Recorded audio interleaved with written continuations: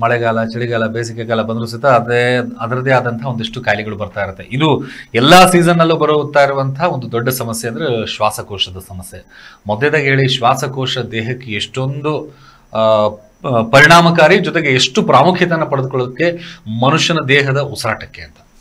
ನಾಗೇಶ್ ಅವರೇ, ಇದು ಬಹಳ ಇಂಪಾರ್ಟೆಂಟು. ನೋಡಿ, ಆಕ್ಸಿಜನ್ ಅದು ನಮಗೆ ಬಹಳ ಇಂಪಾರ್ಟೆಂಟ್. ಮನುಷ್ಯನ ಪ್ರತಿಯೊಂದು ಸೆಲ್ಗೂ ಆಕ್ಸಿಜನ್ ಬೇಕು, ಗ್ಲೂಕೋಸ್ ಬೇಕು ಬದುಕಬೇಕಾದ್ರೆ. ಅದರಿಂದ ಅದನ್ನು ಸಪ್ಲೈ ಮಾಡುವಂಥವೇ ನಮ್ಮ ಶ್ವಾಸಕೋಶಗಳು. ಸೊ ಅದರಿಂದ ಈ ಆಮ್ಲಜನಕವನ್ನು ತಗೊಂಡು ಕಾರ್ಬನ್ ಡೈಆಕ್ಸೈಡ್ ನ ಹೊರಗೆ ಹಾಕುವಂತ ಕೆಲಸವನ್ನ ನಮ್ಮ ಎರಡು ಲಂಗ್ಸ್ ಮಾಡ್ತವೆ. ಬಲಗಡೆ ಲಂಗ್ಸ್ ನಲ್ಲಿ 3 ಲೋಬ್ ಇರುತ್ತೆ, ಎಡಗಡೆ ಲಂಗ್ಸ್ ನಲ್ಲಿ 2 ಲೋಬ್ ಇರುತ್ತೆ. ಸೊ ಈ ರೆಸ್ಪಿರೇಟರಿ ಪ್ರಾಬ್ಲಮ್ ಅಂದ್ರೆ ನಮ್ಮ ಮೂಗು ಬಾಯಿಂದ ಶುರುವಾಗುತ್ತೆ. ನಾವು ಬಹಳ ಈಸಿಯಾಗಿ ಅದನ್ನ ಡಿವೈಡ್ ಮಾಡ್ತೀವಿ. ಅಪ್ಪರ್ ರೆಸ್ಪಿರೇಟರಿ ಪ್ರಾಬ್ಲಮ್ಸ್ ಅಥವಾ upper respiratory tract and lower respiratory tract. ಈ ಎರಡು ಕೂಡ ಆರೋಗ್ಯವಾಗಿದ್ದರೆ ಮನುಷ್ಯನಿಗೆ ಅನೇಕ ಕಾಯಿಲೆಗಳು ಬರೋದಿಲ್ಲ. ಬಟ್ ಸರ್ವೇ ಸಾಮಾನ್ಯ ನೀವು ಹೇಳ್ದಂಗೆ ಬೇಸಿಗೆಯಲ್ಲಿ ಧೂಳು, ಈ ಪೊಲ್ಯೂಟೆಡ್ ಏರ್ನಿಂದ ಶ್ವಾಸಕೋಶ ತೊಂದರೆ ಆಗುತ್ತೆ. ಚಳಿಗಾಲದಲ್ಲಿ ವೈರಸ್ ಕಾಯಿಲೆಗಳಿಂದ ಲಂಗ್ಸ್ ತೊಂದರೆ ಆಗುತ್ತೆ. ಕೋವಿಡ್ ನಾವು ಆಲ್ರೆಡಿ ಅನುಭವಿಸಿದ್ದೀವಿ. ಅದರಿಂದ ಈ ಶ್ವಾಸಕೋಶಗಳ ಆರೋಗ್ಯ ಮನುಷ್ಯನ ಜೀವನಕ್ಕೆ ಬಹಳ ಇಂಪಾರ್ಟೆಂಟು. ಅದರಿಂದ ಅನೇಕ ಕಾಯಿಲೆಗಳು ಇದಾವೆ. ಅಪ್ಪರ್ ರೆಸ್ಪಿರೇಟರಿ ಕಾಮನ್, ವರ್ಷ ಪೂರ್ತಿ ಯಾವುದೇ ಸೀಸನ್ ಆಗಲಿ ನೆಗಡಿ, ಕೆಮ್ಮು, ಜ್ವರ, ಅದಕ್ಕೆ 108 ಕಾರಣಗಳು. ಇಲ್ಲದ್ರೆ ಇನ್ಫೆಕ್ಷನ್ ಇರ್ಬೋದು, ಬ್ಯಾಕ್ಟೀರಿಯಾ, ವೈರಸ್ ಇರ್ಬೋದು, ಇಲ್ಲದ್ರೆ ಡಸ್ಟ್, ಇಲ್ಲದ್ರೆ ಅವ್ರು ಮಾಡುವಂತ ಸ್ಮೋಕಿಂಗು, ಇಲ್ಲದ್ರೆ ಅವ್ರು ವರ್ಕ್ ಮಾಡೋಂಥ ಅಟ್ಮಾಸ್ಫಿಯರ್, ಇಂಡಸ್ಟ್ರಿಯಲ್ ಧೂಳು ಇರ್ಬೋದು. ಇವತ್ತು ನೋಡಿ, ನೀವು ಡೆಲ್ಲಿ ಒಳಗೆ ಓಡಾಡಿದ್ರೆ ಒಬ್ಬ ಮನುಷ್ಯ ಒಂದ್ ದಿನಕ್ಕೆ 6 ರಿಂದ 8 ಸಿಗರೇಟ್ ಸೇದ್ದಷ್ಟು ಅವನ ಲಂಗ್ಸ್ಗೆ ಅಟ್ಮಾಸ್ಫಿಯರಿಕ್ ಪೊಲ್ಯೂಷನ್ ಅಫೆಕ್ಟ್ ಆಗುತ್ತೆ. ಅದರಿಂದ ಶ್ವಾಸಕೋಶದಲ್ಲಿ ಎಷ್ಟೋ ಸಾರಿ ನೋಡಿ, ಈ ಐಸಿಯುಗೆ ಹೋದ್ರೆ ಮೋಸ್ಟ್ ಇಂಪಾರ್ಟೆಂಟ್ ಎಲ್ಲ ಪೇಷಂಟ್ಗಳು ವೆಂಟಿಲೇಟರ್ ಹಾಕಿರ್ತಾರೆ. ಸೊ ಉಸಿರಾಟ ಮಾಡ್ಲಿಕ್ಕೆ ಆಗೋದಿಲ್ಲ, ಕೃತಕ ಉಸಿರಾಟ. ಇದು ಅನೇಕ ನೀವು ಹೇಳ್ದಂಗೆ ಹಾಸ್ಪಿಟ್ಲಿಗೆ ಹೋದ ಈಚೆ ಬರ್ತಾನೋ ಇಲ್ಲೋ ಅನ್ನೋದಕ್ಕೆ ಈ ವೆಂಟಿಲೇಟರ್ಗಳದ್ದು ಬಹಳ ಇಂಪಾರ್ಟೆಂಟು. ಯಾವ ಸಮಯಕ್ಕೆ ಉಸಿರಾಟದ ಕಷ್ಟ ಆಗುತ್ತೆ ಇದೆಲ್ಲವನ್ನು ಡಿಸ್ಕಸ್ ಮಾಡ್ತಾ ಹೋಗ್ಬೇಕು ನಾವು. ಅಂಡ್ ಅಷ್ಟೊಂದು ಜನಗಳು ಎದುರ್ಕೊಳ್ಳೋದೇನು ಬೇಕಿಲ್ಲ. ಬಹಳ ಅಪ್ಪರ್ ರೆಸ್ಪಿರೇಟರಿ ಇವು ಸೆಲ್ಫ್ ಲಿಮಿಟಿಂಗ್, ಅಥವಾ ಮನೆಯಲ್ಲಿ ಮಾಡುವಂತ ಅಜ್ಜಿ ಕಷಾಯ ಆಗಲಿ, ಅಜ್ಜಿಯ ಅದರಲ್ಲೂ ಕೂಡ ಗುಣ ಆಗ್ತವೆ. ಬಟ್ ಏನಂದ್ರೆ ಯಾವಾಗ ನಾವು ವೈದ್ಯರ ಹತ್ರ ಹೋಗ್ಬೇಕು, ಯಾವಾಗ ಸಪೋರ್ಟ್ ಬೇಕು ಇನ್ನೋದನ್ನ ತಿಳ್ಕೋಬೇಕು. ಸೊ ಅದರಿಂದ ದಯವಿಟ್ಟು ನೆಗ್ಲೆಕ್ಟ್ ಮಾಡಬೇಡಿ ಉಸಿರಾಟದ ಕಷ್ಟ ಆದಾಗೆ. ಅಂಡ್ ಇನ್ನೊಂದು ನೋಡಿ, ಕೆಲವು ಕಾಯಿಲೆಗಳಂತೂ ಆಸ್ತಮಾ ಆಗಲಿ, COPD ಅಂತೀವಿ ನಾವು, ಇವು ಎಷ್ಟು ಜನರನ್ನ ನ್ಯೂಮೋನಿಯಾ ಆಗಲಿ ಎಷ್ಟು ಸತಾಯಿಸುತ್ತೆ, ಎಷ್ಟು ತೊಂದರೆ ಕೊಡುತ್ತೆ ಅಂದ್ರೆ ಜೀವನ ಪರ್ಯಂತ ಇರುತ್ತೆ. ಅದು ಕ್ಯೂರಬಲ್ ಆಗೋದೇ ಇಲ್ಲ. ಅದರಿಂದ ಈ ವಿಚಾರಗಳ ಬಗ್ಗೆ ಒಂಚೂರು ಮಾತಾಡ. ಒಂದು ಸೀಸನಲ್ ಬಿಟ್ಟು ಅಂತಂದ್ರೆ ಬೇರೆ ಯಾವ ಕಾರಣದಿಂದ, ಯಾಕಂದ್ರೆ ಒಳ್ಳೆ ಅಂದ್ರೆ ಜಮೀನಲ್ಲಿ ಇರ್ತಾ ಇರುವಂತಹ ಒಂದು ನೇಚರಲ್ ಜೊತೆಗೇನೆ ಇರ್ತಾರೆ, ಆದ್ರೂ ಸಹಿತ ಸಮಸ್ಯೆಗಳು ಬರ್ತಾ ಇರುತ್ತೆ.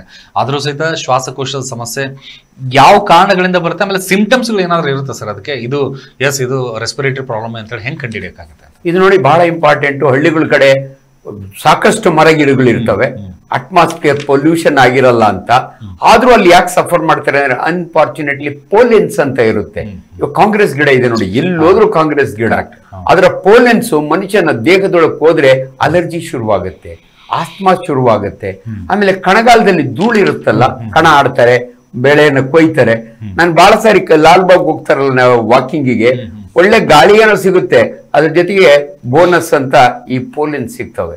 ಅದರಿಂದ ಎಲ್ಲೇ ಒಂದು ಕಡೆ ಇವೆರಡು ಕಾರಣಗಳು. ಒಂದು ಪೊಲ್ಯೂಷನ್ ಅಂದ್ರೆ ಆ ರೀತಿ, ಇನ್ನೊಂದು ಪೊಲ್ಯೂಷನ್ ಅಂದ್ರೆ ಈ ಅಲರ್ಜನ್ಸ್. ಈ ಅಲರ್ಜನ್ಸ್ ನಮ್ಮ ದೇಹದೊಳಗೆ ಹೋದ್ರೆ ಆಟೋಇಮ್ಯೂನ್ ಡಿಸಾರ್ಡರ್ ಶುರುವಾಗುತ್ತೆ, ಆಸ್ತಮಾ ಶುರುವಾಗುತ್ತೆ. ಅದರಿಂದ ಇನ್ಫ್ಯಾಕ್ಟ್ ನಾನು ನೋಡಿದೀನಿ ಎಷ್ಟೋ ಜನ, Bengaluru is not only silicon city, it's allergy city. ನನಗೆ ಪೇಷಂಟ್ಸ್ ಹೇಳ್ತಾರೆ, ಡಾಕ್ಟ್ರೆ ಇಲ್ಲಿಂದ ಟ್ರೈನ್ ಹೋಗಿ ನಾನು ಮಡ್ರಾಸ್ನಾಗ ಇಳಿದ್ರೆ ತಕ್ಷಣ ಕಡಿಮೆ ಆಗುತ್ತೆ ಅಂತಾರೆ. Not that Madras is cleaner than Bangalore, but ಇಲ್ಲಿರತಕ್ಕಂಥ ಅಲರ್ಜನ್ಸ್ ಪೋಲೆನ್ಸ್. ಸೊ ಅವ್ರು ಬಹಳ ಜನ ಹೇಳ್ತಾರೆ, ಎಷ್ಟೋ ಸಾರಿ ನಾವು ಸಾಧ್ಯವಾದ್ರೆ ಊರ್ ಬಿಡಿ ಅಂತೀವಿ, ಹಂಗಲ್ಲ ಬಿಡಕ್ ಆಗಲ್ಲ. ಬಟ್ ಎನಿ ರೆಸ್ಪಿರೇಟರಿ ಟ್ರಾಕ್ಟ್ ಇದಕ್ಕೆ ಮೇನ್ ಕಾರಣ ಏರ್ ಪೊಲ್ಯೂಷನ್. ಹಳ್ಳಿಗಳ ಕಡೆ ಇದೊಂದು ಧೂಳು. ಅದರಿಂದ ಹಾಗೆ ಇನ್ನು ಈ ಸಿಂಪ್ಟಮ್ಸ್ ಗಳ ಬಗ್ಗೆ ಮಾತಾಡೋದಾದ್ರೆ, ಒಂದ್ ಕಡೆ ಪ್ರಕೃತಿಯಿಂದ ಬರುವಂತದ್ದು ಧೂಳು ಕಣಗಳಿಂದ ಅಂತ ಹೇಳಿದ್ರೆ, ಬೇರೆ ಮನುಷ್ಯನಿಗೆ ಆಲ್ರೆಡಿ ಒಂದಿಷ್ಟು ಕಾಯಿಲೆಗಳು ಬಂದಿರುತ್ತೆ. ಯಾವೆಲ್ಲ ಕಾಯಿಲೆಗಳಿಂದ ಈ ಶ್ವಾಸಕೋಶದ ಸಮಸ್ಯೆ ಆಗ್ಬಹುದು ಸರ್ ತಮ್ಮ ಪ್ರಕಾರ? ಈ ಸಿಂಪ್ಟಮ್ಸ್ ಬಗ್ಗೆ ಹೇಳೋದಾದ್ರೆ, ಕೆಮ್ಮು, ಪದೇ ಪದೇ ಕೆಮ್ಮೋದು, ಉಸಿರು ತಗೊಳ್ಳಿಕ್ಕೆ ಕಷ್ಟ ಆಗ್ತದೆ, ಸ್ಟ್ರಗ್ಲಿಂಗ್ ಟು ಬ್ರೀತ್, ಕಿಟಕಿ ಹತ್ರ ಹೋಗಿ ನಿಂತ್ಕೋತಾರೆ ನನಗೆ ಜಾಸ್ತಿ ಗಾಳಿ ಬೇಕು ಅಂತ. ಆಮೇಲೆ ಜ್ವರ ಬರುತ್ತೆ. ಸೊ ಆಮೇಲೆ ನೆಗಡಿ, ಸೀನು. ಈ ಅಪ್ಪರ್ ರೆಸ್ಪಿರೇಟರಿ ಅಂತೂ ನೀವು ಹಳ್ಳಿ ಕಡೆ ಹೋದ್ರೆ ಕೆಲವು ಮಕ್ಕಳು ಯಾವಲ್ಲೂ ಮೂಗ್ ಸೋರ್ತಾನೆ ಇರುತ್ತೆ, ಗೊಣ್ಣೆ ಸುರಿಸುತ್ತೆ ಅಂತಾರೆ. ಸೊ ಇವೆಲ್ಲವೂ ಕೂಡ ಅದರೊಳಗಾಗಿ ಕ್ಯಾನ್ಸರ್ ಒಂದು ನೆನಪಿಡ್ಬೇಕು ನಾವು, ಬ್ರಾಂಕೋಜೆನಿಕ್ ಕ್ಯಾನ್ಸರ್. ಸೊ ಇದು one of the important area ನಮಗೆ ಕ್ಯಾನ್ಸರ್ ಬರುವಂಥದ್ದು. ಅಂಡ್ ಅದರೊಳಗಾಗಿ ಸ್ಮೋಕರ್ಸ್ಗೆ ಸೊ ಬಹಳ ಅಫೆಕ್ಟ್ ಆಗೋದು ಅಂದ್ರೆ ಲಂಗ್ಸ್ಗೆ, ಸ್ಮೋಕರ್ಸ್ಗೆ ಕ್ಯಾನ್ಸರು ಬರುತ್ತೆ, ಬ್ರಾಂಕೈಟಿಸ್ ಆಗುತ್ತೆ. ಇನ್ನು ಕೆಲವು ಸಮಯ ನಮಗೆ ನ್ಯೂಮೋನಿಯಾ. ಈ ನ್ಯೂಮೋನಿಯಾ ಅಂದ್ರೆ ನಮ್ ಲಂಗ್ಸು ಆಲ್ವಿಯೋಲೈ ಇರುತ್ತೆ, ಬೆಲೂನ್ ತರ ಇರುತ್ತೆ, ಅದು ಸಾಲಿಡ್ ಆಗ್ಬಿಡುತ್ತೆ, ಲಿವರ್ ತರ ಆಗ್ಬಿಡುತ್ತೆ. ಉಸಿರು ಅವಾಗ ಗಾಳಿ ಎಕ್ಸ್ಚೇಂಜ್ ಆಗಕ್ಕೆ ಆಗಲ್ಲ. ಶ್ವಾಸಕೋಶದಲ್ಲಿ ಬಹಳ ಇಂಪಾರ್ಟೆಂಟ್ ಎಕ್ಸ್ಚೇಂಜ್. ನಾವು ತಗೊಂಡ ಆಕ್ಸಿಜನ್ ಅದನ್ನ ತಗೊಂಡು ವಾಪಸ್ ಕಾರ್ಬನ್ ಡೈಆಕ್ಸೈಡ್ ಹೊರಗಡೆ ಬಿಡುವಂತ ಬಹಳ ಇಂಪಾರ್ಟೆಂಟ್ ವರ್ಕ್ ಲಂಗ್ಸ್ಗೆ. ಸೊ ಆದ್ರಿಂದ ಅದನ್ನ ಬಹಳ ಕೇರ್ಫುಲ್ ಆಗಿ ನಾವು ನೋಡ್ಕೋಬೇಕು. ಓಕೆ, ಮಾತಾಡೋಣ ಇದ್ರ ಬಗ್ಗೆ. ಶ್ವಾಸಕೋಶದ ಸಮಸ್ಯೆಯಿಂದ ಯಾರಾದರೂ ಬಳಲ್ತಾ ಇದ್ರೆ ಇದ್ರ ಕುರಿತಾದಂತಹ ಪ್ರಶ್ನೆಗಳಿರ್ತಾರೆ, ಮಾತಾಡಬಹುದು. ಹಾಗೆ ಒಂದು ಕರೆ ಇದೆ. ನಮಸ್ಕಾರ. ಹಲೋ, ನಮಸ್ತೆ. ಹೇಳಿ ಸರ್, ತಮ್ಮ ಹೆಸರು ಅವರಿಂದ? ಲಕ್ಷ್ಮೀಶ್ ಅಂತ ದೊಡ್ಡಬಳ್ಳಾಪುರ. ದೊಡ್ಡಬಳ್ಳಾಪುರದಿಂದ. ಕೇಳಿ ಸರ್, ಏನ್ ಪ್ರಶ್ನೆ? ಹೇಳಿ ಹೇಳಿ ಲಕ್ಷ್ಮೀಶ್ ಅವರ. ಡಾಕ್ಟರ್ ಹತ್ರ ಮಾತಾಡಿ. ಹೇಳಿ ಮಾತಾಡ್ತಿದ್ದೀನಿ, ಹೇಳಿ ಸರ್. ನಾನು ಲಕ್ಷ್ಮೀಶ್ ಅಂತ ದೊಡ್ಡಬಳ್ಳಾಪುರ. ಗೊತ್ತಾಯ್ತು, ಹೇಳಪ್ಪ. ನಮ್ಮೂರ್ ನೋಡ್ರಿ, ನೀವು ಹೇಳಿಯಪ್ಪ.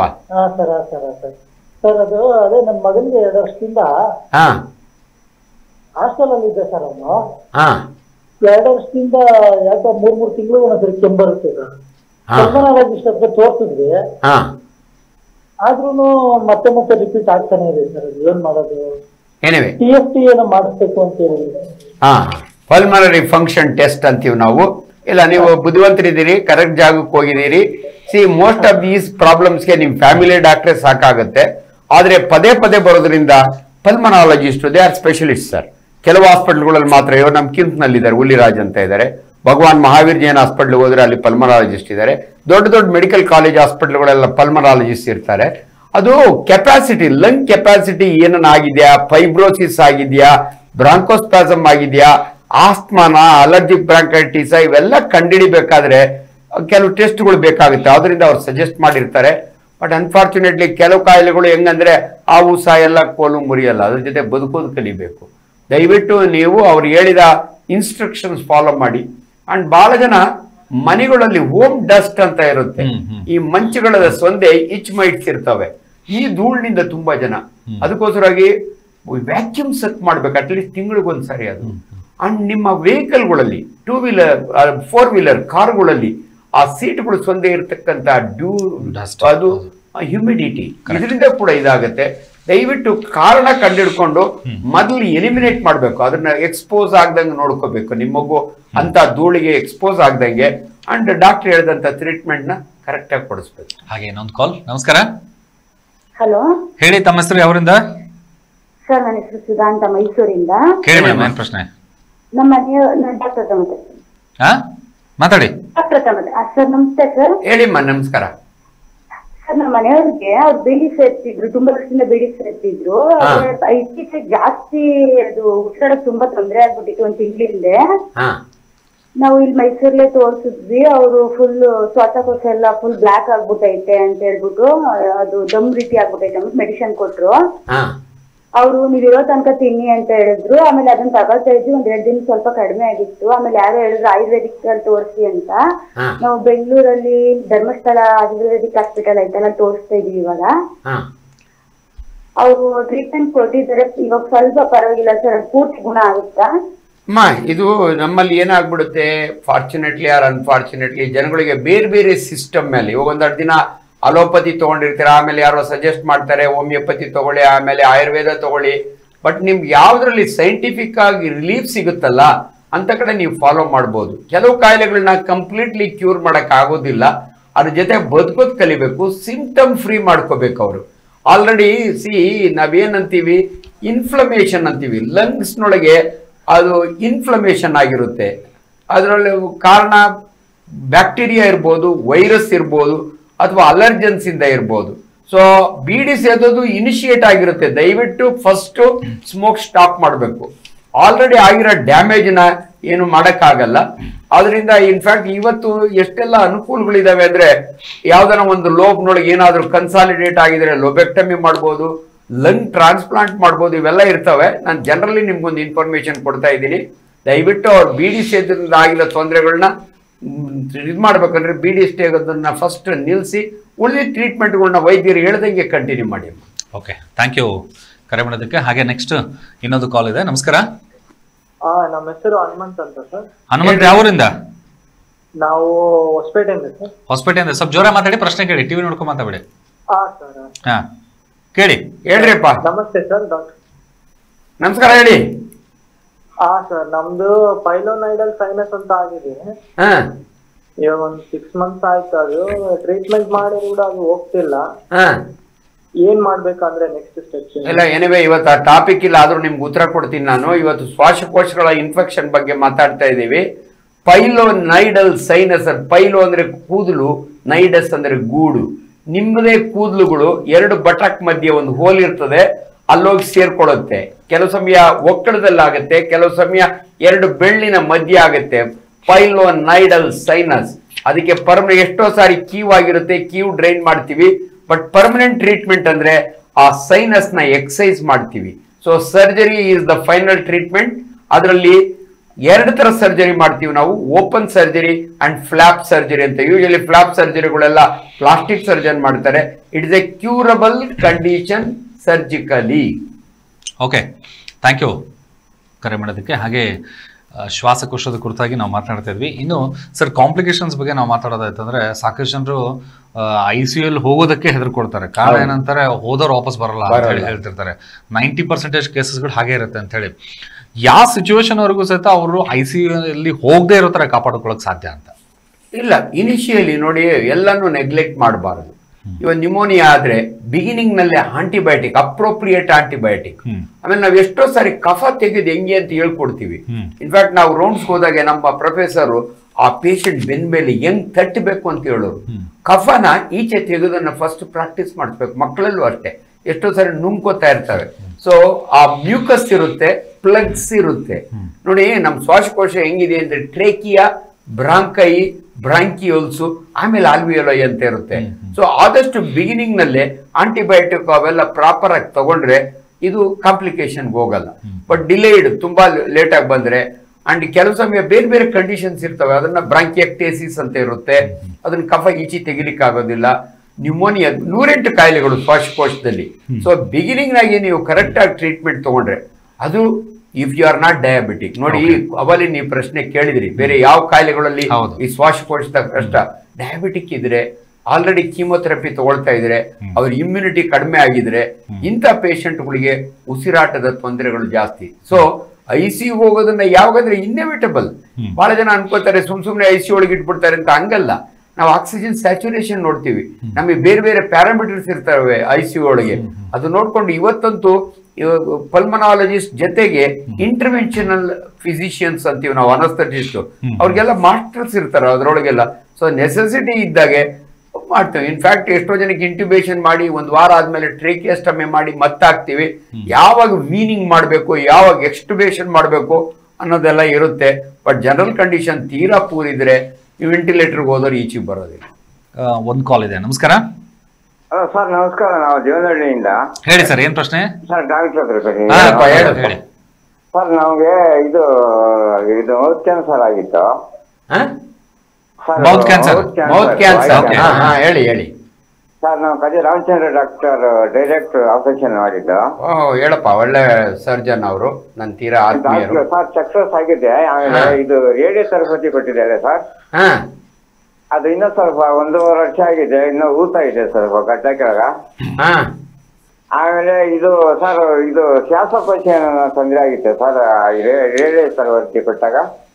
ಅಲ್ಲ, ರೇಡಿಯೇಷನ್ ಎಫೆಕ್ಟ್ ಆಗುತ್ತೆ ಲಂಗ್ಸ್ ಮೇಲೆ. ಆದ್ರೆ ನಿಮಗೆ ರೇಡಿಯೇಷನ್ ಕೊಡುವಾಗ ಲಂಗ್ಸ್ ನ ಪ್ರೊಟೆಕ್ಟ್ ಮಾಡಿ ಕೊಡ್ತಾರೆ.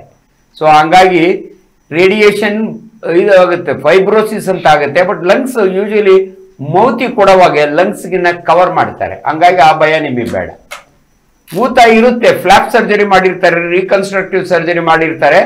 ಈಸ್ ಎ ಗುಡ್ ಸರ್ಜನ್, ನಮ್ಮ ರಾಮಚಂದ್ರ ಅವ್ರು ಮಾಡಿರ್ತಾರೆ.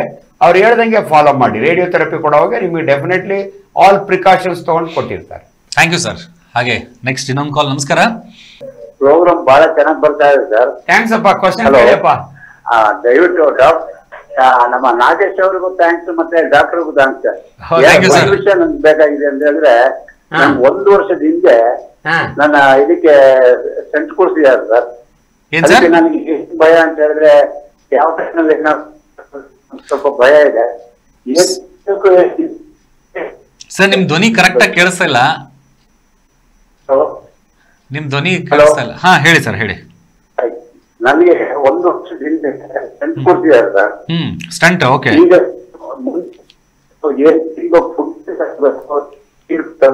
ದಯವಿಟ್ಟು ತಿಳಿಸ್ಕೊಟ್ರೆ ಬಹಳ ಒಳ್ಳೆಯದು ಸರ್. ಇಲ್ಲ, ಸ್ಟೆಂಟ್ ಹಾಕೊಂಡಿದ್ರೆ ನಿಮ್ಗೆ ಕೆಲವರು ಸ್ಟ್ಯಾಂಡರ್ಡ್ ಡ್ರಗ್ಸ್ ಎಕೋಸ್ಪ್ರಿನ್ ಇವೆಲ್ಲ ಕೊಟ್ಟಿರ್ತಾರೆ. ಆ ಡ್ರಗ್ಸ್ನೆಲ್ಲ ಕರೆಕ್ಟ್ ಆಗಿ ತಗೋಬೇಕು. ಅದು ಒಂದು ಇಂಪಾರ್ಟೆಂಟು. ಆಹಾರದಲ್ಲಿ ಆದಷ್ಟು ಆಯಿಲಿ ಫುಡ್, ಫ್ರೈಡ್ ಫುಡ್ನ ಅವಾಯ್ಡ್ ಮಾಡಿ ಅಂತೀವಿ. ಮೋರ್ ವೆಜಿಟೇಬಲ್ಸ್, ಫ್ರೂಟ್, ಆಮೇಲೆ ವಾಕ್ ಮಾಡೋದು. ನೀವು ಡಯಾಬಿಟಿಸ್ ಇದ್ರೆ ಡಯಾಬಿಟಿಸ್ ಕಂಟ್ರೋಲ್ ಮಾಡೋದು ಅಷ್ಟೇ. ಇನ್ನೇನು ಬೇರೆ ಸ್ಟೆಂಟ್ ಹಾಕೊಂಡವ್ರಿಗೆಲ್ಲ ಆರಾಮಾಗಿ ನೀವು ವಾಕ್ ಮಾಡ್ಬೋದು, ಅದೆಲ್ಲ ಇರುತ್ತೆ. ಏನು ತುಂಬಾ ಹೆದರ್ಕೊಳ್ಳೋಂಥದ್ದು ಏನಿಲ್ಲ. ಲೈಫ್ ಸ್ಟೈಲ್ ಚೇಂಜ್ ಆಗ್ತದೆ, ಫುಡ್ ಸ್ಟೈಲ್ ಎಲ್ಲ ಚೇಂಜ್ ಆಗ್ತದೆ. ಎಲ್ಲೋ ಒಂದ್ ಕಡೆ ಮಕ್ಕಳಿಗೂ ಸಹಿತ ಇದರ ಪರಿಣಾಮ ಬೀರಬಹುದಾ ಶ್ವಾಸಕೋಶದ ಮೇಲೆ? ನಿಜ. ಮಕ್ಕಳಲ್ಲಿ ಪರ್ಟಿಕ್ಯುಲರ್ಲಿ ಇನ್ಫೆಕ್ಷನ್ಸ್ ಜಾಸ್ತಿ. ಲೋವರ್ ರೆಸ್ಪಿರೇಟರಿ ಇನ್ಫೆಕ್ಷನ್ ಅಂತೀವಿ ನಾವು. ಶ್ವಾಸಕೋಶದಲ್ಲಿ ನಿಮೋನಿಯಾ ಆಗೋದು. ಇನ್ಫ್ಯಾಕ್ಟ್ ಬೆಂಗಳೂರಿನಲ್ಲಿ ಪೀಡಿಯಾಟ್ರಿಕ್ ICUಗಳು ಬಹಳ ಕಡಿಮೆ ಇದ್ದಾವೆ. ಮಕ್ಕಳಿಗೆ ಉಸಿರಾಟದ ಕಷ್ಟ ಆದಾಗೆ ಪೀಡಿಯಾಟ್ರಿಕ್ ICU ಬೇಕಾಗುತ್ತೆ. ಈ ಕಾಮನ್ ಆಗಿ ನೆಗಡಿ, ಕೆಮ್ಮು, ಜ್ವರ ಇವೆಲ್ಲ ಸೆಲ್ಫ್ ಲಿಮಿಟಿಂಗು, ಫ್ಯಾಮಿಲಿ ಡಾಕ್ಟರ್ ಟ್ರೀಟ್ ಮಾಡ್ಬೋದು. ಭಾಳ ಸಾರಿ ಮನೆ ಮೆಡಿಕೇಶನ್ ಹೋಗುತ್ತೆ. ಬಟ್ ಅನ್ಫಾರ್ಚುನೇಟ್ಲಿ ಮಕ್ಕಳಿಗೂ ಕೂಡ ನಿಮೋನಿಯಾ ಆಗುತ್ತೆ. ಸೊ ಎಷ್ಟೋ ಸಾರಿ ಶ್ವಾಸಕೋಶ ಒಳಗೆ ನೀರು ಸೇರಿಕೊಳ್ಳುತ್ತೆ. ಇದರಿಂದ ಭಾಳ ಮಕ್ಕಳಿಗೆ ತೊಂದರೆ ಆಗುತ್ತೆ. ಸೊ ಹೈಜಿನಿಕ್ ಕಂಡೀಷನ್ಸ್, ಇವಾಗ ಸ್ಲಮ್ ಅಂತ ಏರಿಯಾಗೆ ಹೋದರೆ ಆ ಮಕ್ಕಳು ಎಕ್ಸ್ಪೋಸ್ ಆಗೋದು, ಅವು ತಿನ್ನೋ ಆಹಾರಗಳು. ಇವತ್ತು ನೋಡಿ, ಈ ಬೇಸಿಗೆ ಒಳಗೆ ಇನ್ನೊಂದು ಹೇಳ್ತೀನಿ, ಐಸ್ ಕ್ರೀಮ್ ತಿಂದು ಎಷ್ಟೋ ಮಕ್ಕಳಿಗೆ ಗಂಟ್ಲು ಇನ್ಫೆಕ್ಷನ್ ಆಗಿ ಅದರಿಂದ ಕಾಂಪ್ಲಿಕೇಶನ್ ಆಗುತ್ತೆ. ಅದ್ರೊಳಗೆ ಈಚೀಚೆಗೆ ಬರ್ತಿರೋ ಸುದ್ದಿಗಳು ನೋಡಿದರೆ ಗಾಬರಿನೇ ಆಗುತ್ತೆ. ಐಸ್ ಕ್ರೀಮ್ಗಳು ಏನೆಲ್ಲ ಪೊಲ್ಯೂಷನ್, ಅದರೊಳಗಿನ ಇಂಗ್ರೀಡಿಯೆಂಟ್ಸು. ಸೊ ಮಕ್ಕಳಿಗೆ ಗೊತ್ತಾಗಲ್ಲ, ಕೊಡಿಸ್ತಾರೆ. ಇದರಿಂದ ಪರ್ಟಿಕ್ಯುಲರ್ ಬೇಸಿಗೆಯಲ್ಲಿ ಇದೊಂದು ಭಾಳ ಕೇರ್ಫುಲ್ಲಾಗಿ ತಂದೆ ತಾಯಿಗಳು ಮಕ್ಕಳಿಗೆ ಐಸ್ ಕ್ರೀಮ್ಗಳು ಕೊಡಬೇಕಾದ್ರೆ ಸೊ ಅದ್ರ ಸ್ಟ್ಯಾಂಡರ್ಡ್, ಅದ್ರ ಕ್ವಾಂಟಿಟಿ, ಕ್ವಾಲಿಟಿ ಗೊತ್ತಿರಲ್ಲ. ಅದರಿಂದ ಭಾಳ ಕೇರ್ಫುಲ್ ಆಗಿರಿ ಅಂತ ತಂದೆ ತಾಯಿಗೆ ನಾವು ಎಚ್ಚರ. ಓಕೆ. ಅದ್ರ ವಿಶೇಷವಾಗಿ 40 ವರ್ಷ ಆದ್ಮೇಲೆ ಹೆಚ್ಚಿನ ಕಾಯಿಲೆಗಳು ಬರುತ್ತೆ ಮನುಷ್ಯನಿಗೆ, ಮಹಿಳೆಯರಾಗ್ಲಿ ಪುರುಷರಾಗ್ಲಿ ಅಂತ ಹೇಳಿ. ಶ್ವಾಸಕೋಶದ ಮೇಲೆ ಹೆಂಗ್ ಪರಿಣಾಮ ಬರುತ್ತೆ ಸರ್ ಮಹಿಳೆಯರಲ್ಲಿ? ಮೇಲ್ಸಿಗೆ ಕಂಪೇರ್ ಮಾಡಿದ್ರೆ ಗಂಡಸರಿಗೆ ಹೆಣ್ಮಕ್ಳಲ್ಲಿ ಕ್ಯಾನ್ಸರ್ ಆಗೋದು ಬಹಳ ಕಡಿಮೆ. ಬಟ್ ಆಸ್ತಮಾ ಇವರಲ್ಲಿ ಜಾಸ್ತಿ. ಪರ್ಟಿಕ್ಯುಲರ್ ಹಳ್ಳಿಗಳ ಕಡೆ ಈಗೆಲ್ಲ ಸಿಲಿಂಡರ್ಗಳು ಬಂದಿರೋದ್ರಿಂದ ಮೋದಿ ಕಾಲದಲ್ಲಿ ಏನೋ ಎಷ್ಟೋ ಹೆಣ್ಣುಮಕ್ಕಳು ಶ್ವಾಸಕೋಶಗಳು ಸೇವ್ ಆಗಿದ್ದಾವೆ. ನಾವೆಲ್ಲ ಹುಡುಗರಿದ್ದಾಗೆ ಒಲೆ ಊದೋರು ಅಮ್ಮದಿರು. ಸೊ ಅದರಿಂದ ಸಾಕಷ್ಟು ಶ್ವಾಸಕೋಶಗಳು ಹಿಂದೆ ಅಲ್ಲ. ಅಂಡ್ ಇನ್ನೊಂದು, ಶ್ವಾಸಕೋಶಗಳ ಬಗ್ಗೆ ಮಾತನಾಡುವಾಗ TBನ ಮಾತ್ರ ನಾವು ಮರೆಯಂಗೇ ಇಲ್ಲ. ಭಾರತ ದೇಶ ಮದರ್ಲ್ಯಾಂಡ್ ಆಫ್ ಟ್ಯೂಬರ್ಕ್ಯುಲೋಸಿಸ್. ಇವತ್ತು ಕೂಡ TB ಎಷ್ಟು ಕಾಮನ್ ಅಂದರೆ ಇದನ್ನು ಎರಾಡಿಕೇಟ್ ಮಾಡೋಕ್ಕೆ ಆಗಿಲ್ಲ. ಯಾವುದ್ಯಾವುದೋ ಕಾಯಿಲೆಗಳು ನಾವು ಎರಾಡಿಕೇಟ್ ಮಾಡಿದ್ದೀವಿ. ಇವತ್ತು ಈ TB ಕಾಯಿಲೆ ನ್ಯಾಷನಲ್ ಪ್ರೋಗ್ರಾಮ್ ಆಗಿದೆ. ಅದರಿಂದ ದಯವಿಟ್ಟು TBನ ಅಂಡ್ ಅರ್ಧಂಬರ್ಧಂ ಟ್ರೀಟ್ಮೆಂಟ್ ತಗೊಳ್ತಾರೆ, ಸರಿಯಾಗಿ ಡಯಾಗ್ನೋಸ್ ಆಗಲ್ಲ. ಮನೆಯಲ್ಲಿ ಒಬ್ಬರಿಗಿದ್ರೆ ಬೇರೆಯವ್ರಿಗೂ ಬರೋ ಚಾನ್ಸಸ್ ಇರುತ್ತೆ. ಅದರಿಂದ ಶ್ವಾಸಕೋಶದ ಕಾಯಿಲೆಗಳ ಬಗ್ಗೆ ಮಾತನಾಡಬೇಕಾದ್ರೆ ಒಂದು ಬಹಳ ಇಂಪಾರ್ಟೆಂಟ್ ಅಂದರೆ ಟ್ಯೂಬರ್ಕ್ಯುಲೋಸಿಸ್. ಸೊ ಮೊದಲೆಲ್ಲ ಸ್ಯಾನಿಟೋರಿಯಂಗಳಿರೋವು, ಈಗಿಲ್ಲ. ಕೆಲವು ನೀವು ಬ್ಯಾಂಗ್ಳೂರ್ನಲ್ಲಿ ಒಂದೇ hospital, Rajiv Gandhi health thoracic ಶ್ವಾಸಕೋಶದ ಆಸ್ಪತ್ರೆ ಇದೆ. ಅದರಿಂದ TBನ ಮಾತ್ರ ಬಹಳ ಅರ್ಲಿ ಡಯಾಗ್ನೋಸ್ ಮಾಡೋದು ಯಾವಾಗಲೂ ಗೋಲ್ಡ್. ಸೊ ಅದಕ್ಕೆ ಪ್ರತಿ ಮೆಡಿಕಲ್ ಕಾಲೇಜ್ನಲ್ಲೂ ಕೂಡ RNTCP ಅಂತ ಒಂದು ಸೆಂಟರ್ ಇರ್ತದೆ. ದಯವಿಟ್ಟು ಯಾರಿಗೆ 3 ವಾರ ಕೆಮ್ಮಿದ್ರೆ, ನಾವು ಬಹಳ ಸಾರಿ ಹೇಳ್ತೀವಿ, persistent cough for more than 3 weeks, 3 ವಾರಕ್ಕಿಂತ ಜಾಸ್ತಿ ನಿಮಗೆ ಕೆಮ್ಮಿದ್ರೆ ದಯವಿಟ್ಟು ನೀವು ಹಾಸ್ಪಿಟ್ಲಿಗೆ ಹೋಗಿ. ಸಿಂಪ್ಲೆಸ್ಟ್ ಅಂದ್ರೆ ಒಂದು ಎಕ್ಸ್ರೇ ಚೆಸ್ಟ್, ಅದರೊಳಗೆ ನಮ್ಗೆ ಎಷ್ಟೋ ಇನ್ಫಾರ್ಮೇಶನ್ ಗೊತ್ತಾಗುತ್ತೆ.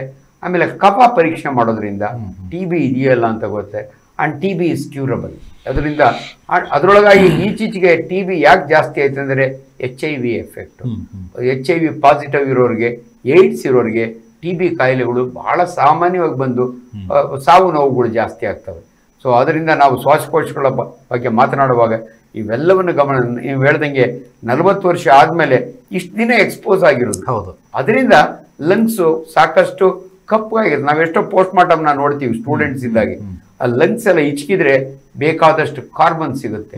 ಸೊ ಅದರಿಂದ ಶ್ವಾಸಕೋಶನ ಕಾಪಾಡ್ಕೊಳ್ಳೋದು ನಮ್ಮೆಲ್ಲರ. ಅಂದ್ರೆ ಇನ್ನೊಂದು, ಬರೀ ಸ್ಮೋಕಿಂಗ್ ಅಲ್ಲ, ಪ್ಯಾಸಿವ್ ಸ್ಮೋಕರ್ಸ್. ಕರೆಕ್ಟ್. ಅದರಿಂದ ಪಬ್ಲಿಕ್ನಲ್ಲಿ ಯಾರು ಸ್ಮೋಕ್ ಮಾಡೋಕ್ಕೆ ಅಲೋ ಮಾಡಬಾರ್ದು. ಸೊ ಈ ಪ್ಯಾಸಿವ್ ಸ್ಮೋಕಿಂಗು ಕೂಡ ಎಷ್ಟೋ ಸರಿ ನೋಡ್ತೀವಿ, ಗಂಡ ಸ್ಮೋಕರ್ ಇರ್ತಾನೆ, ಹೆಂಡತಿ ಅದರಿಂದ TB ಬರುತ್ತೆ, ಅದರಿಂದ ಕ್ಯಾನ್ಸರ್ ಬರುತ್ತೆ, ಅದರಿಂದ ಸಫರ್ ಮಾಡ್ತಾರೆ. So both active smoking and passive smoking ban ಮಾಡಬೇಕು. ಓಕೆ, ಅಂದ್ರೆ ಇತ್ತೀಚಿನ ದಿನಗಳಲ್ಲಿ ಯುವಕ ಯುವತಿಯರಲ್ಲೂ ಸಹಿತ ಸ್ಮೋಕಿಂಗ್ ಅಥವಾ ಡ್ರಗ್ಸ್ ಅಡಿಕ್ಷನ್ಸ್ಗಳು ಸ್ವಲ್ಪ ಜಾಸ್ತಿನೇ ಆಗ್ತವೆ. ಅಂದ್ರೆ ಎಲ್ಲ ಒಂದ್ ಕಡೆ ಮಾದಕ ವ್ಯಸನಿಗಳಾಗಿ ಅವರ ಜೀವನವನ್ನ ಕಳ್ಕೊಳ್ಳುವಂತಹ ಉದಾಹರಣೆಗಳು ಸಹಿತ ನಾವು ನೋಡ್ತಾ ಇದ್ದೀವಿ. ಈ ಡ್ರಗ್ಸ್ ಅಡಿಕ್ಷನ್ಸ್ ಆಗಿರಬಹುದು ಅಥವಾ ಡ್ರಿಂಕ್ಸ್ಗಳು, specially 15 to 20 to 25 years age ಅವರು ಯಾವ ರೀತಿ ಪ್ರಿವೆಂಟ್ ಮಾಡ್ಕೋಬೇಕು ಅಥವಾ ಕಂಟಿನ್ಯೂಸ್ ಇದೇ ರೀತಿ ಮಾಡಿದ್ರೆ ಮುಂಬರುವಂತ ಯಾವ ವರ್ಷಗಳಲ್ಲಿ ಅವರಿಗೆ ಶ್ವಾಸಕೋಶದ ಲಂಗ್ಸ್ ಇಶ್ಯೂಸ್ಗಳು ಕ್ರಿಯೇಟ್ ಆಗ್ಬೋದು ಸರ್? ಪರ್ಟಿಕ್ಯುಲರ್ ಡ್ರಗ್ ಅಡಿಕ್ಟ್ಸ್ ನಲ್ಲಿ ಏನಾಗುತ್ತೆ ಅಂದ್ರೆ ಅವರು ಟೋಟಲ್ ಹೆಲ್ತ್ ನೆಗ್ಲೆಕ್ಟ್ ಮಾಡ್ತಾರೆ. ಅಂಡ್ ಶೇರಿಂಗ್ ದ ನೀಡಲ್ಸ್, ಅದರಿಂದ ಅವರಿಗೆ ಏಡ್ಸ್ ಬರುತ್ತೆ. ಸೊ ಇವರೆಲ್ಲ ಯಂಗ್ ಫೆಲೋಸ್ 18-20 ವರ್ಷ ಶುರು ಮಾಡಿದವರು 40 ವರ್ಷದವರು ಕೂಡ ರೀಚ್ ಆಗೋದಿಲ್ಲ. ಅದರಿಂದ ದಯವಿಟ್ಟು ಡ್ರಗ್ ಅಡಿಕ್ಟ್ಸ್ ನಲ್ಲಿ ಇವೆಲ್ಲ ಪ್ರಾಬ್ಲಮ್ ಕೂಡ ಜಾಸ್ತಿ ಇರೋದ್ರಿಂದ ಅವರು ಎಚ್ಚರ ವಹಿಸ್ಬೇಕು. ತಂದೆ ತಾಯಿಗಳು ಮಕ್ಕಳು ಈ ಡ್ರಗ್ ಅಡಿಕ್ಷನ್ಗೆ ಸಿಕ್ಕಾಕೊಳ್ದಂಗೆ ನೋಡ್ಕೋಬೇಕು. ಇನ್ಸ್ಟಿಟ್ಯೂಷನ್ಗಳಲ್ಲೂ ಇದು ಇಂಪಾರ್ಟೆಂಟು. ಎಲ್ಲೋ ಒಂದು ಕಡೆ ಮಾಧ್ಯಮದವ್ರು ನಾವೆಲ್ಲ ಸೇರಿಕೊಂಡು ಮಕ್ಕಳಿಗೆ ಎಜುಕೇಟ್ ಮಾಡಬೇಕು. ಡ್ರಗ್ ಅಡಿಕ್ಷನ್ನಿಂದ ಅನೇಕ ಈ ರೀತಿಯ ಕಾಯಿಲೆಗಳು ಬರ್ತವೆ ಅನ್ನೋದನ್ನ ನಾವು ಹೇಳ್ತೀವಿ. ಓಕೆ. ಹಾಗೆ ಇನ್ನು ಶ್ವಾಸಕೋಶದ ಸಮಸ್ಯೆಗಳು ಬಂತು ಅಂದ್ರೆ ಕಾಂಪ್ಲಿಕೇಶನ್ಸ್ ಬಗ್ಗೆ ನಾವು ಮಾತಾಡ್ತಿದ್ವಿ. ಬೇರೆ ಬೇರೆ ಯಾವೆಲ್ಲ ಕಾಯಿಲೆಗಳಿಗೆ ಇದು ಎಡೆ ಮಾಡ್ಕೊಳ್ಬಹುದು? ಯಾರಿಗೂ ಸಹಿತ ಡಯಾಬಿಟೀಸ್ ಇಲ್ಲ, BP ಇಲ್ಲ, ಎಲ್ಲವೂ ನಾರ್ಮಲ್ ಆಗಿದೆ. ಬಟ್ ಲಂಗ್ಸ್ ಇಶ್ಯೂಸ್ ಅಥವಾ ಶ್ವಾಸಕೋಶದ ಸಮಸ್ಯೆ ಮಾತ್ರ ಇದೆ ಅಂತಾರೆ. ಬೇರೆ ಯಾವೆಲ್ಲ ಕಾಯಿಲೆಗಳು ಇವ್ರ ಜೊತೆ ಆಗ್ಬೋದು ಅಂತ ಸರ್? ಇಲ್ಲ, ಕಾರ್ಡಿಯಾಕ್ ಪ್ರಾಬ್ಲಮ್ ಇವೆರಡು ಕೂಡ ಕೋ ಎಕ್ಸಿಸ್ಟಿಂಗ್. ಇದು ಯಾವಾಗ ಆಕ್ಸಿಜನ್ ಸಪ್ಲೈ ಸರಿಯಾಗಿ ಇಲ್ಲೋ ನಮ್ಮ ದೇಹದ ಯಾವುದೇ, ಅದಕ್ಕೆ ನಮ್ಮಲ್ಲಿ ಹೇಳೋರು, if you know tuberculosis you know medicine ಅನ್ನೋರು. ಒಂದು TB ಕಾಯಿಲೆ ಬಗ್ಗೆ ನಿನಗೆ ಅರಿವಿದ್ರೆ ಒಬ್ಬ ಡಾಕ್ಟರ್ಗೆ ಇಡೀ ದೇಹದ ಕಾಯಿಲೆಗಳು ಅರಿವು ಬರುತ್ತೆ ಅಂತ. ಅಷ್ಟೊಂದು ಕಾಮನ್ ಇದು. ಸೊ ಆಮೇಲೆ ನ್ಯಾಚುರಲಿ ಅವರೆಲ್ಲ ಪಲ್ಮನರಿ ಎಂಬಾಲಿಸಮ್ ಅಂತೀವಿ ನಾವು, ಕಂಜೆಸ್ಟಿವ್ ಕಾರ್ಡಿಯಾಕ್ ಫೇಲ್ಯೂರ್ ಅಂತೀವಿ. ಆಮೇಲೆ ಈವನ್ ಬ್ರೈನ್ಗೂ ಕೂಡ ಸ್ಟ್ರೋಕ್ ಆಗೋದು, ಇವೆಲ್ಲವೂ ಕೂಡ ಪಲ್ಮನರಿ ಹೈಪರ್ ಟೆನ್ಷನ್ ಅಂತೀವಿ ನಾವು. ಅದು ಕೂಡ ಹೃದಯದ ಮೇಲೆ, ಬ್ರೈನ್ ಮೇಲೆ ಎಫೆಕ್ಟ್ ಆಗುತ್ತೆ. ಅದರಿಂದ ಶ್ವಾಸಕೋಶ ಬಹಳ ಇಂಪಾರ್ಟೆಂಟ್. ಅದನ್ನ ನಾವು ಆರೋಗ್ಯವಾಗಿ ಕಾಪಾಡ್ಕೊಳ್ಳೋದು ನಮ್ಮ ಕರ್ತವ್ಯ. Very very important. ಓಕೆ, ಇದ್ರ ಜೊತೆಗೆ ಇನ್ನು ಹೈಪರ್ ಟೆನ್ಷನ್ ಅಂಡ್ ಡಯಾಬಿಟಿಸ್ ಇವೆರಡು ಸಹಿತ ಹುಟ್ಟಿನಿಂದ ಸಾಯುವವರೆಗೂ ಸಹಿತ ಟೆನ್ಷನ್ ಅಲ್ಲೇ ಹುಟ್ಟುತ್ತಾನೆ, ಟೆನ್ಷನ್ ಅಲ್ಲೇ ಸಾಯುವಂತ ಪರಿಸ್ಥಿತಿ. ಅಂದ್ರೆ ಈ tension and hypertension differentiate ಮಾಡೋದ್ರ ಮೂಲಕ ಹೆಂಗೆ ಲಂಗ್ಸ್ ಇದು ಕನೆಕ್ಟ್ ಆಗುತ್ತೆ, ಶ್ವಾಸಕೋಶಕ್ಕೆ ಯಾವ ರೀತಿ ಪರಿಣಾಮ ಅಂತ? ಇಲ್ಲ, ಡೈರೆಕ್ಟ್ ಆಗಿ ಇದಕ್ಕೂ ಸಂಬಂಧ ಇಲ್ಲ. ಬಟ್ ಈ ಶ್ವಾಸಕೋಶಗಳ ಪ್ರಾಬ್ಲಮ್ ಇಂದ ನ್ಯಾಚುರಲಿ ಒಂದಕ್ಕೊಂದು ಲಿಂಕ್ ಅವೆಲ್ಲ. ಹೈಪರ್ ಟೆನ್ಷನ್ ಶುರುವಾಗ್ಬೋದು, ಡಯಾಬಿಟಿಸ್ ಶುರು, ಅಥವಾ ಡಯಾಬಿಟಿಸ್ ಇರೋರಿಗೆ ಇವೆಲ್ಲ ಜಾಸ್ತಿ ಪ್ರಾಬ್ಲಮ್ಗಳು ಕಾಣಿಸ್ಕೊಳ್ಳುತ್ತೆ. ಅದು ಬಿಟ್ರೆ ಇದು ಡೈರೆಕ್ಟ್ ಆಗಿದ್ದಾರೆ. ಓಕೆ. ಹಾಗೆ ಇನ್ನು ವಿಶೇಷವಾಗಿ ಏನಂದ್ರೆ ಮಹಿಳೆಯರ ಬಗ್ಗೆ ತಾವು ಹೇಳ್ತಾ ಇದ್ರೆ ಸರ್, ಅಂದ್ರೆ ಒಂದಿಷ್ಟು PCOD ಸಮಸ್ಯೆಗಳಾಗಿರ್ಬೋದು ಅಥವಾ ಮುಟ್ಟಿನ ಸಮಸ್ಯೆ, ಹಾರ್ಮೋನ್ ವೇರಿಯೇಷನ್ಸ್ಗಳೆಲ್ಲ ಆಗ್ತಾ ಇರುತ್ತೆ. ಇವರಿಗೂ ಸಹಿತ ಇಂಥ ಒಂದು ಸಮಸ್ಯೆಗಳು, ಶ್ವಾಸಕೋಶದ ಸಂಬಂಧಿತ ಕಾಯಿಲೆಗಳು ಏನಾದರೂ ಬರಬಹುದಾ? ಇಲ್ಲ, ಇದಕ್ಕೂ ಡೈರೆಕ್ಟ್ ರಿಲೇಷನ್ ಇಲ್ಲ. PCOD ಆಗಲಿ, ಮೆನ್ಸ್ಟ್ರುಯಲ್ ಡಿಸಾರ್ಡರ್ಸ್ ಆಗಲಿ, ಇವಕ್ಕೂ ಲಂಗ್ಸ್ಗೂ ಅಷ್ಟೊಂದು ಡೈರೆಕ್ಟ್ ರಿಲೇಷನ್ ಇಲ್ಲ. ಬಟ್ ಇವೆಲ್ಲ ಕಾಮನ್. 40 ವರ್ಷ ಆದ್ಮೇಲೆ ಪರ್ಟಿಕ್ಯುಲರ್ ವುಮನ್ಗೆ ಮೆನೋಪಾಸ್ ಅಂದ್ರೆ 50 ವರ್ಷ ಆದ್ಮೇಲೆ ಹೃದಯ ಸಂಬಂಧ ಕಾಯಿಲೆಗಳು ಜಾಸ್ತಿ. ಹಾರ್ಟ್ ಅಟ್ಯಾಕ್ಸ್ ವುಮನ್ ನಲ್ಲಿ ಕಡಿಮೆ ಅಂತೀವಿ ನಾವು. ಬಟ್ ಮೆನೋಪಾಸ್ ಬಂದಾಗೆ ಗಂಡಸರಿಗೆ ಎಷ್ಟು ಹಾರ್ಟ್ ಅಟ್ಯಾಕ್ ಆಗುತ್ತೋ ಹೆಣ್ಮಕ್ಳಿಗೂ ಕೂಡ ಅದೇ ಪರ್ಸೆಂಟೇಜ್ ಅಲ್ಲಿ ಹಾರ್ಟ್ ಅಟ್ಯಾಕ್ ಆಗುತ್ತೆ. But lungs depends upon there atmosphere, exposure, ಎಲ್ಲಿ ಹಳ್ಳಿ ಒಳಗೆ ಧೂಳನ್ನ ಕೆಲಸ ಮಾಡ್ತಾರ ಅಥವಾ ಫ್ಯಾಕ್ಟ್ರಿ ಒಳಗೆ, ಪರ್ಟಿಕ್ಯುಲರ್ಲಿ ಕೆಲವು ಇಂಡಸ್ಟ್ರಿಯಲ್ ಕಾಟನ್ನು ಇದೆಲ್ಲ ಇರ್ತದಲ್ಲ ಅಂತ ಕಡೆ ಇಂಡಸ್ಟ್ರಿಯಲ್ ಇವೆಲ್ಲ ಹೆಜಾರ್ಡ್ಸ್ ಇವೆಲ್ಲ. ಸೊ ಹೆಣ್ಮಕ್ಳು ಬಹಳ ಜನ ಗಾರ್ಮೆಂಟ್ನಾಗ ವರ್ಕ್ ಮಾಡ್ತಾರೆ. ಅಲ್ಲಿನ ಅಟ್ಮಾಸ್ಫಿಯರ್ ಹೆಂಗಿರುತ್ತೆ, ಅಲ್ಲಿನ ಎಕ್ಸ್ಪೋಜರ್ ಹೆಂಗಿರುತ್ತೆ, ಅದರಲ್ಲಿ ಸಾಕಷ್ಟು ಜನ ಈ ತೊಂದರೆಗಳಿಗೆ ಸಿಕ್ಕಾಕೋತಾರೆ. ಓಕೆ ಸರ್, ಇದ್ರ ಬಗ್ಗೆ ಮಾತಾಡೋಣ. ಜೊತೆಗೆ ತಾವು ಕೂಡ ಕರೆ ಮಾಡಿ ಮಾತಾಡಬಹುದು. ಇವತ್ತಿನ ದಿವಸ ಶ್ವಾಸಕೋಶದ ಸಮಸ್ಯೆ ಜೊತೆಗೆ ಇದಕ್ಕೆ ಕಾರಣಗಳೇನು, ಚಿಕಿತ್ಸೆಗಳನ್ನು ಹೇಗೆ ಪಡ್ಕೋಬಹುದು, ಜೀವನ ಶೈಲಿಯನ್ನು ಹೇಗೆ ಅಳವಡಿಸ್ಕೊಳ್ಬೇಕು ಅನ್ನೋದ್ರ ಬಗ್ಗೆ ನಾವು ಮಾತಾಡ್ತಾ ಇದ್ವಿ. ತಾವು ಕೂಡ ಕರೆ ಮಾಡಿ ಮಾತಾಡಬಹುದು. ಇದ್ರ ಕುರಿತಾದಂತಹ ಸೂಕ್ತವಾಗಿರುವಂತಹ ಚಿಕಿತ್ಸೆ ಸಲಹೆಗಳನ್ನು ನಾವು ನೀಡ್ತಾ. ಹಾಗೆ ಒಂದು ಕಾಲ್ ಇದೆ. ನಮಸ್ಕಾರ, ಹೇಳಿ ಸರ್, ತಮ್ಮ ಹೆಸರು? ನಾಗೇಶ್ ಅಂತ ಸರ್. ಹೇಳಿ ಸರ್, ತಮ್ಮ ಏನ್ ಪ್ರಶ್ನೆ ಕೇಳಿ. ನಮ್ಮ ಬ್ರದರ್ ತುಂಬಾ ಒಂದು 15 ಡೇಸ್ ಇಂದ ಕೆಮ್ತಾನೆ ಇದಾರೆ. ಅವ್ರು ತೋರ್ಸ್ರಿ ಅಂತಂದ್ರೆ ನಾರ್ಮಲ್ ಕೆಮ್ಮು ಅಂತ ಅಂದ್ರೆ ಅದು ಏನಂತ ತಿಳ್ಕೊಂಬೋದು ಸರ್? ಅಂದ್ರೆ ಏನಾದ್ರು ಟೆಸ್ಟ್ ಏನಾದ್ರು ಮಾಡಿಸ್ಬೋದಾಗಿದೆ? ನೋಡಿ, ಯಾವುದೇ ಒಂದು ಕೆಮ್ಮು ಟ್ರೀಟ್ಮೆಂಟ್ ತಗೊಂಡು 3 ವಾರ ಆದ್ರೂ ವಾಸಿ ಆಗ್ಲಿಲ್ಲ ಅಂದ್ರೆ ಡೆಫಿನೆಟ್ಲಿ ಅವಾಗ ನಮಗೆ ಕನ್ಸರ್ನ್ ಅಂತೀವಿ. ಮಿನಿಮಮ್ ಇನ್ವೆಸ್ಟಿಗೇಷನ್ ಯಾವಾಗ್ಲೂ ಕೂಡ ಕೆಮ್ಮಿಗೆ ಒಂದು ಚೆಸ್ಟ್ ಎಕ್ಸ್ರೇ, ಆಮೇಲೆ ಕಫನ್ ಪರೀಕ್ಷೆ ಮಾಡೋದು. ಸ್ಮೋಕರ್ ಇದ್ರೆ ಅವ್ರಿಗೆ ಫಸ್ಟ್ ಸ್ಮೋಕಿಂಗ್ ಸ್ಟಾಪ್ ಮಾಡ್ಲಿಕ್ಕೆ ಹೇಳ್ಬೇಕು.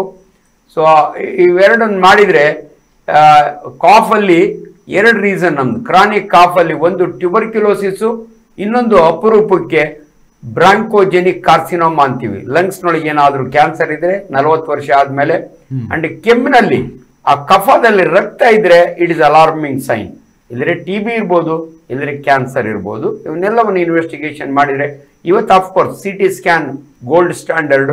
ನಿಮಗೆ ಚೆಸ್ಟ್ನಾಗೆ ಬರೀ ಎಕ್ಸ್ರೇ ಅಲ್ಲ, CT ಸ್ಕ್ಯಾನ್ ಮಾಡಿದರೆ ನಮಗೆ ಏನು ಡಯಾಗ್ನೋಸ್, ಆಮೇಲೆ ಬ್ರಾಂಕೋಸ್ಕೋಪಿ ಅಂತ ಮಾಡಿ ಅಲ್ಲಿ ಏನಾದರೂ ಗಡ್ಡೆ ಇದೆ ಅದನ್ನ ಇದು ತಗೋತೀವಿ, ಬಯಾಪ್ಸಿ ತಗೋತೀವಿ. ಕೆಲಸೊಮ್ಮೆ ಲಂಗ್ಸ್ನೊಳಗೆ ಇದನ್ನ ಮೆಟೀರಿಯಲ್ ತಗೊಂಡು ವಾಶ್ ಮ್ಯೂಕಸ್ ತಗೊಂಡು TB ಇದೆಯಾ ಅಂತ ಕಂಡುಹಿಡಿಬಹುದು. ದಯವಿಟ್ಟು ನಾವು 2 ವಾರ ಆದ್ಮೇಲೆ ಇದ್ರೆ ನೀವು ಹಾಸ್ಪಿಟಲ್ಗೆ ಕರ್ಕೊಂಡೋಗಿ ಪರೀಕ್ಷೆ ಮಾಡಿಸೋದು ಒಳ್ಳೇದು. ಓಕೆ, ಥ್ಯಾಂಕ್ ಯು ಕರೆ ಮಾಡಿದ್ದಕ್ಕೆ. ಹಾಗೆ ಸರ್, ಇನ್ನೊಂದು ವಿಶೇಷವಾಗಿ ಏನಂದ್ರೆ ಗ್ಯಾಸ್ಟ್ರಿಕ್ ಸಮಸ್ಯೆ ಎಲ್ಲಾ ಕಡೆನೂ ಇದೆ. ಗ್ಯಾಸ್ಟ್ರಿಕ್ ಹೊಟ್ಟೆಗೆ ಜೊತೆಗೆ ಎದೆ ಭಾಗಕ್ಕೆ ಉರಿ ಜಾಸ್ತಿ ಆಗೋದಾಗ ಎಲ್ಲವೂ ಸಹಿತ ಇರುತ್ತೆ. ಬಟ್ ಶ್ವಾಸಕೋಶಕ್ಕೆ ಇದರಿಂದ ಪರಿಣಾಮ ಏನಾದ್ರು ಆಗ್ಬೋದಾ? ಸೈಡ್ ಎಫೆಕ್ಟ್ ಮೂಲಕ ಆಗ್ಬೋದಾ? ಆಸ್ಪಿರೇಷನ್ ಅಂತೀವಿ. ಸಮಟೈಮ್ಸ್ ನಮ್ಮ ಸ್ಟಮಕ್ ಕಂಟೆಂಟ್ ಲಂಗ್ಸ್ ಹೋಗ್ಬಿಡುತ್ತೆ. ಆಸ್ಪಿರೇಷನ್ ನ್ಯೂಮೋನಿಯಾ ಅಂತೀವಿ. ಎಷ್ಟೋ ಸಾರಿ ಕೆಮ್ಮಿ ಅಥವಾ ಉಸಿರಾಟದಲ್ಲಿ ಇದಾಗಿ ರಾತ್ರಿ ಹೊತ್ತು ಮಲಗಿದ್ದಾಗ ಆಸ್ಪಿರೇಷನ್ ಆಗುತ್ತೆ, ಅದರಿಂದ ಲಂಗ್ಸ್ ತೊಂದರೆ ಬರುತ್ತೆ. ಅದರಿಂದ ಗ್ಯಾಸ್ಟ್ರೈಟಿಸ್ ಬಹಳ ಸಾರಿ ಇವ್ರು ನನಗೆ ಕಫ ಬಂದಿದೆ ಅಂತಾರೆ, ಆಕ್ಚುಲಿ ಇಟ್ ಇಸ್ ಆಸಿಡ್ ಥ್ರೋಟ್ವರೆಗೂ ಬರುತ್ತೆ.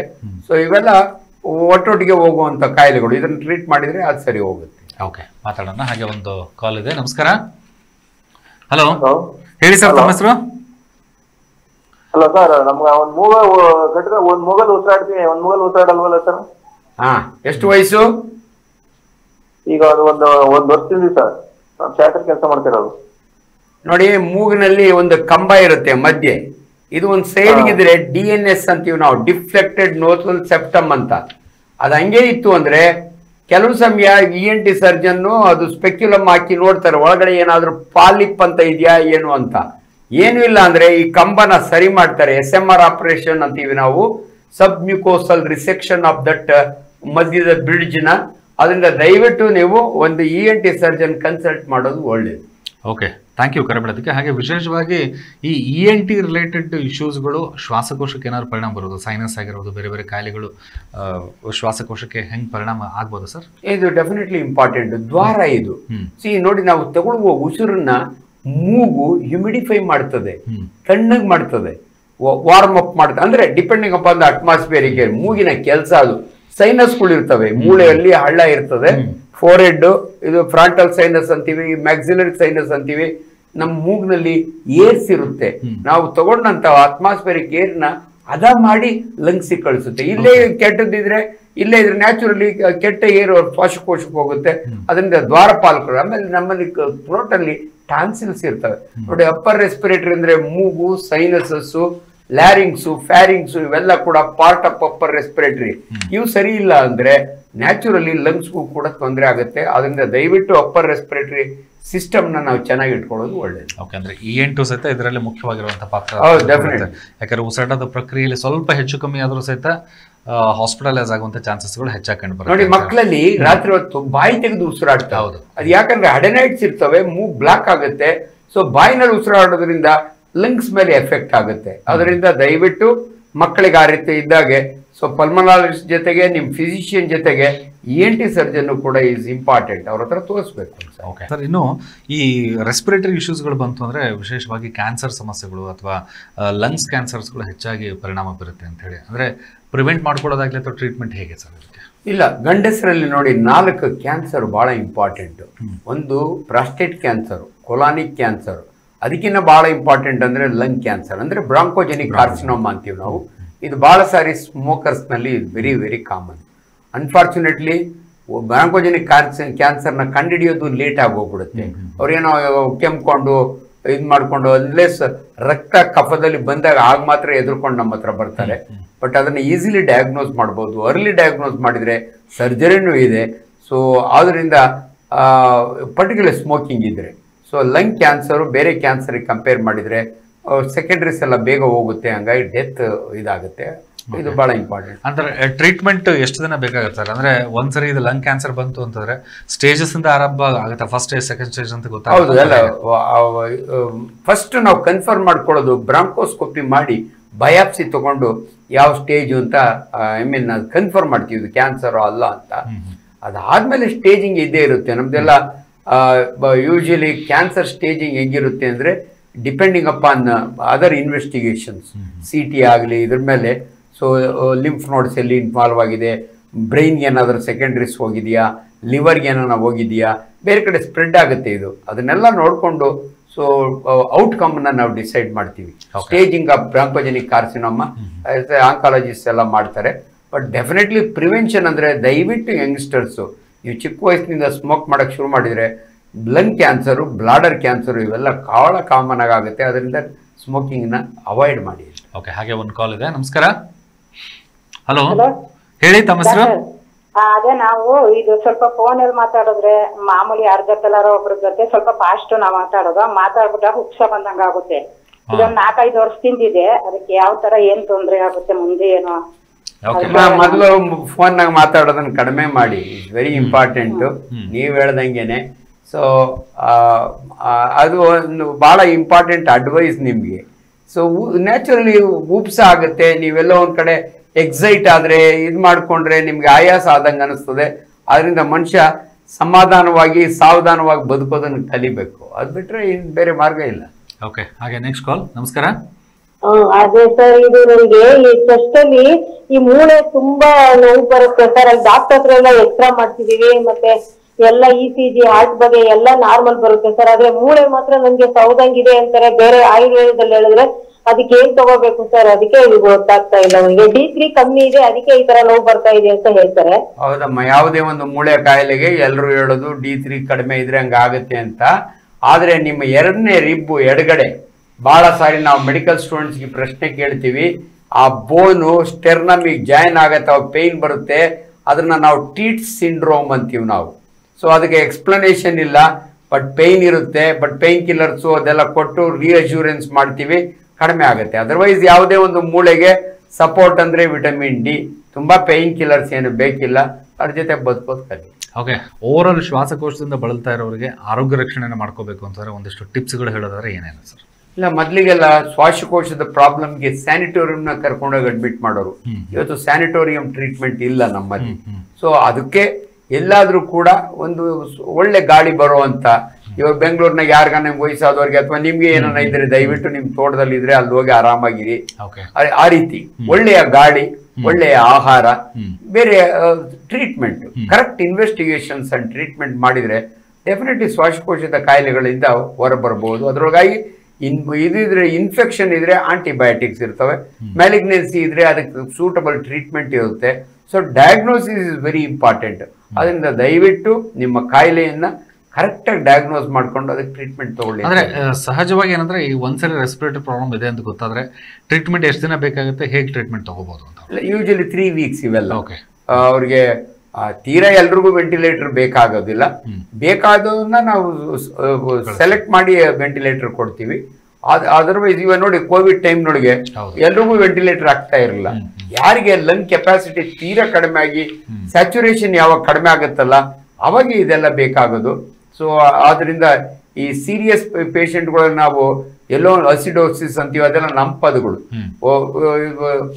ಇದ್ರ ಲಂಗ್ ಸರಿಯಾಗಿ ಫಂಕ್ಷನ್ ಆಗ್ತಾ ಇದೆಯಾ ಇದೆಲ್ಲವನ್ನ ನಾವು ನೋಡ್ಕೊಂಡು ಅಡ್ವೈಸ್ ಮಾಡ್ತೀವಿ. ಅದರಿಂದ ದಯವಿಟ್ಟು ಇನ್ಸ್ಟಿಟ್ಯೂಷನ್ಗಳು ಥೆರಪಿ ಸೀರಿಯಸ್ ಇದ್ದಾಗ ತಗೊಳ್ಳಿ ಅಂತ ನಾವು ಅಡ್ವೈಸ್ ಮಾಡ್ಬೋದು. ಓಕೆ.